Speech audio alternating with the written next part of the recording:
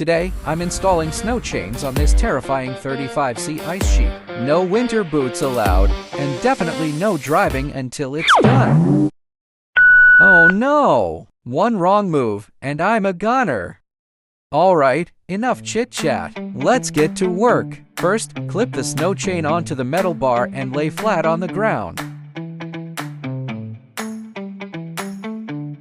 Then slot the bar into the tire. See? Rock solid once it's on, stretching it inside and then combine the buckle bead with the buckle. But here's the trick, the chain isn't locked to the bar. It wraps around the tire, then step back inside and slowly push. Most of it has already been completed here.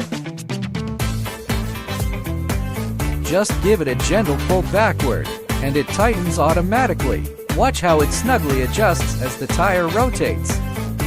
Good!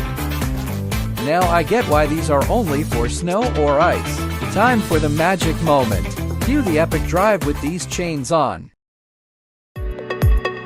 Shredding this 35C ice like a boss. Unreal!